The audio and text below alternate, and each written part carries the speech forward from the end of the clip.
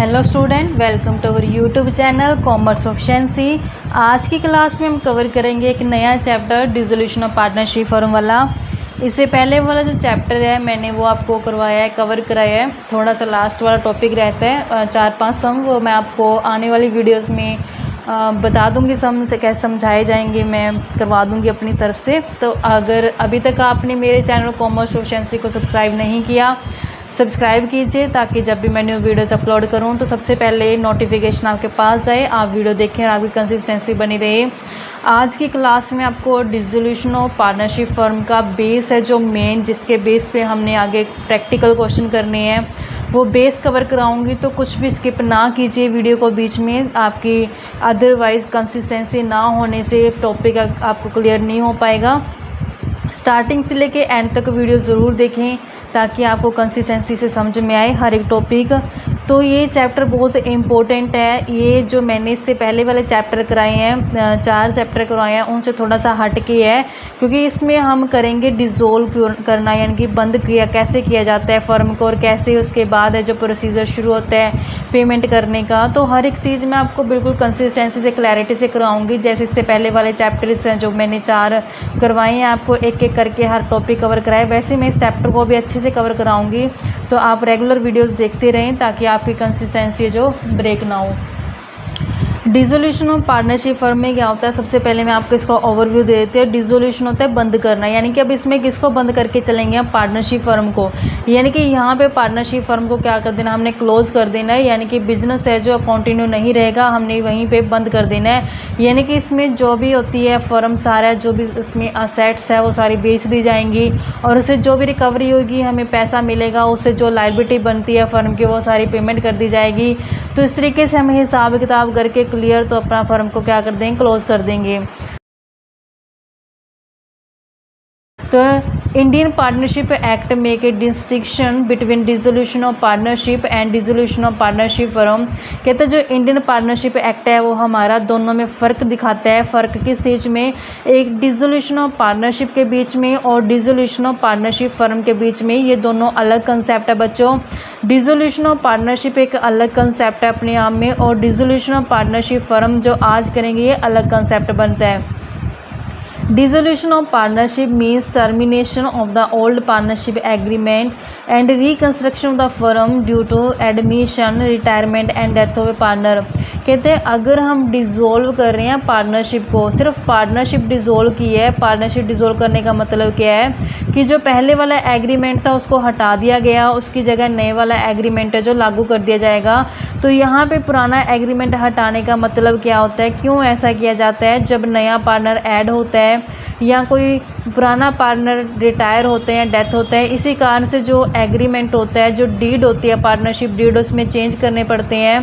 तो इस केस में क्या होता है कि पुरानी जो डीड होती है वो हट जाती है और उसकी जगह नई डीड है जो रिप्लेस कर दी जाती है, जो इन फ्यूचर में कंटिन्यू की जाएगी।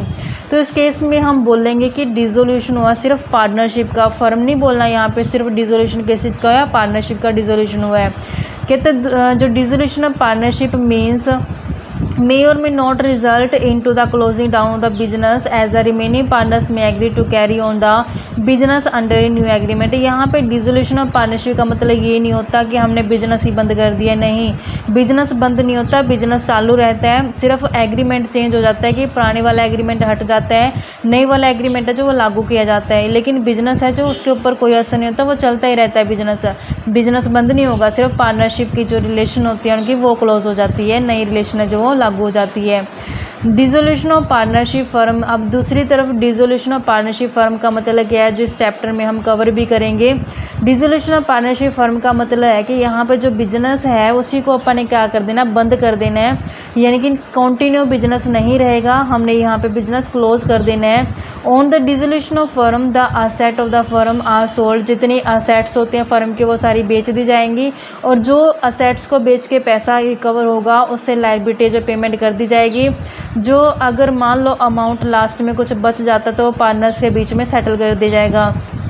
कहते हैं in case of dissolution of partnership the firm में continue, that is it does not means the dissolution of firm. कहता है जब डिसोल्यूशन ऑफ पार्टनरशिप होती है इसका मतलब ये नहीं है कि हमने फर्म बंद कर दिया, नहीं, बिजनेस कंटिन्यू रहता है, सिर्फ पार्टनरशिप डिसॉल्व हुई है। लेकिन अगर फर्म डिज़ोल्व हुई है तो हमारा ऑटोमेटिकली जो पार्टनरशिप डिज़ोल्व हो जाएगा। यानी कि डिसोल्यूशन ऑफ पार्टनरशिप फर्म के अंदर डिसोल्यूशन ऑफ पार्टनरशिप है जो शामिल किया जाता है, क्योंकि डिज़ोल्व हो जाती है। अगर फर्म डिज़ोल्व होगी तो पार्टनरशिप तो अपने आप ही क्या हो जानी है, डिज़ोल्व हो जानी है। डिसोल्यूशन ऑफ पार्टनरशिप यानी कि जो डिसोल्यूशन होता है पार्टनरशिप फर्म में किन केसेस में होता है, कहता है ये किसी भी केस में कर सकते हैं। In case of change in profit sharing ratio of the existing partner. यहाँ पे देखो बच्चों डिसोल्यूशन ऑफ पार्टनरशिप के बारे में बोल रहा है। डिसोल्यूशन ऑफ पार्टनरशिप फर्म के बारे नहीं बोल रहा, सिर्फ डिसोल्यूशन किसका, पार्टनरशिप का, यानी फर्म नहीं सिर्फ पार्टनरशिप। तो कहता है जो डिसोल्यूशन होता है पार्टनरशिप मतलब कि जो पुराना एग्रीमेंट हटता है और उसकी जगह नया एग्रीमेंट लागू किया जाता है। तो किन केस में लागू किया जाता है, जैसे हमने फर्स्ट चैप्टर किया था change in profit sharing ratio. जो एग्जिस्टिंग पार्टनर्स होते हैं वो पुराना रेशियो छोड़ के नए रेशियो में अपना प्रॉफिट शेयर करते हैं, इस कारण से जो डीड चेंज हो जाती है। अगर नया पार्टनर ऐड करना होता है, रिटायर करना होता है पुराने पार्टनर को, या फिर कहता है जो पार्टनर्स होते हैं वो एक्सप्लोजन हो जाते हैं, यानी कि उनका जो रिलेशन होता है वो टूट जाता है। नेक्स्ट कहता है अगर डेथ हो गया पार्टनर्स की, या फिर इंसॉल्वेंसी ऑफ पार्टनर। इंसॉल्वेंसी का मतलब क्या होता है, दिवालिया हो गया पार्टनर। दिवालिया का मतलब क्या होता है, अगर वो पेमेंट करने की कंडीशन में नहीं रहता पार्टनर तो उसको दिवालिया घोषित कर दिया जाता है। इन case of expiry of the period of partnership, यानी कि मान लो पार्टनरशिप 10 साल के लिए बनाई, 2 साल के लिए बनाई, 4 साल के लिए बनाई, तो जैसे वो टाइम पीरियड उनका पूरा हो गया तो वैसे उनकी पार्टनरशिप क्या हो जाएगी, टाइम पूरा होने के साथ पार्टनरशिप भी बंद हो जाएगी, मतलब ख़त्म हो जाएगी। पार्टनरशिप के बीच में जो रिलेशन था पार्टनर्स का वो क्या हो जाएगा, बंद हो जाएगा। अभी कहता है दूसरी तरफ डिसोल्यूशन ऑफ पार्टनरशिप फर्म का क्या मतलब होता है। अब हमने डिसोल्यूशन ऑफ पार्टनरशिप का तो मतलब समझ लिया, अब डिसोल्यूशन ऑफ पार्टनरशिप फर्म का क्या मतलब होता है। कहते हैं कि इसमें जो फर्म को डिसॉल्व किया जाता है उसमें डिसॉल्व करने के 2 तरीके होते हैं, या तो बिना कोर्ट के इंटरवेंशन से डिसॉल्व कर दे पार्टनर्स अपनी सहमति के साथ, या फिर कोर्ट है जो इंटरफेयर करके फिर बंद करवाए पार्टनरशिप को। तो यहाँ पे अगर पहला केस पढ़ते हैं, अगर कोर्ट ने कोई इंटरवेंशन नहीं किया, यहाँ पे पार्टनर्स ने अपनी मर्जी से क्या करना है, बंद कर देना है। तो पहला केस आता है बाय म्यूचुअल एग्रीमेंट, यानी यहाँ पे पार्टनर्स क्या करते हैं, म्यूचुअली एग्रीमेंट कर लेते हैं, आपस में सहमति कर लेते हैं कि अब हमें पार्टनरशिप फर्म को क्या कर देना चाहिए, बंद कर देना चाहिए। कहते हैं जिस तरीके से हमने पार्टनरशिप फर्म को बनाया था एग्रीमेंट के बेस पे, वैसे एग्रीमेंट करके उसको क्या कर दिया जाएगा, बंद कर दिया जाएगा। नेक्स्ट आता है कंपल्सरी डिसोल्यूशन। कहता है कि फर्म कंपल्सरी डिसोल्यूशन कब किया जाएगा, तो यहाँ पे कुछ केसेस हैं जहाँ पे फर्म को बंद करना कंपल्सरी हो जाएगा पार्टनर्स के लिए, तो ये फर्म क्या होगी, वो बंद करनी पड़ेगी।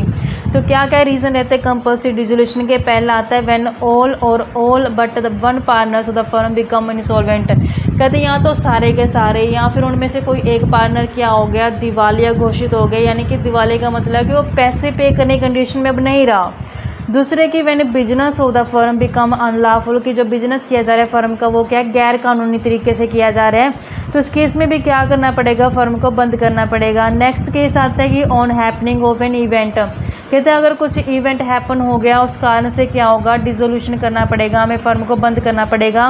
कौन सा इवेंट हो सकता है, कहता है अगर मान लो कोई पार्टनर इंसॉल्वेंट हो गया, या किसी पार्टनर की डेथ हो गई है, या फिर कहता है जिस ऑब्जेक्ट के लिए हमने अपनी पार्टनरशिप फर्म को बनाया था वो ऑब्जेक्ट अब अचीव हो चुके हैं, तो उसके बाद फर्म को बंद कर देंगे। कहते हैं जितने टाइम पीरियड के लिए बनाई गई थी, मतलब 10 साल के लिए, 5 साल के लिए, जितना भी उनका टाइम पीरियड डिसाइड किया गया था पार्टनरशिप का, अब वो टाइम पीरियड पूरा हो गया तो फर्म को बंद कर दिया जाएगा। नेक्स्ट आता है नोटिस के थ्रू। कहता है जब ड्यूरेशन होती है पार्टनरशिप फर्म की वो फिक्स नहीं होती है और उनकी इच्छा के बेस पे, यानी कि पार्टनर्स अपनी इच्छा जाहिर करते हैं कि अब हमें नोटिस देके अदर पार्टनर्स को नोटिस देते हैं वो, और फर्म को क्या करते हैं, बंद कर देते हैं। यानी कि अब यहाँ पे उनकी पार्टनरशिप का कोई टाइम पीरियड तो फिक्स था नहीं कि कितने टाइम के लिए उन्होंने पार्टनरशिप फर्म है जो फॉर्म की गई है, बनाई गई है, तो इस केस में क्या करेंगे, वो नोटिस दे देंगे एक दूसरे पार्टनर्स को और क्या करेंगे, फिर फर्म को बंद कर देंगे। ये तो था जब वो अपनी मर्जी से क्या कर रहे हैं, पार्टनर्स अपनी सहमति के साथ जब फर्म को क्लोज कर रहे हैं। अब नेक्स्ट केस आता है कि अब यहाँ पे वो अपनी सहमति से बंद नहीं करेंगे, अब क्या करेंगे, वो कोर्ट की कहने से बंद करना पड़ेगा। इससे नेक्स्ट क्लास में आपको नेक्स्ट टॉपिक कवर कराऊंगी डिटेल में। ऐसे रेगुलर वीडियो देखने के लिए आप मेरे चैनल कॉमर्स प्रोफिशिएंसी को सब्सक्राइब, लाइक एंड शेयर करें।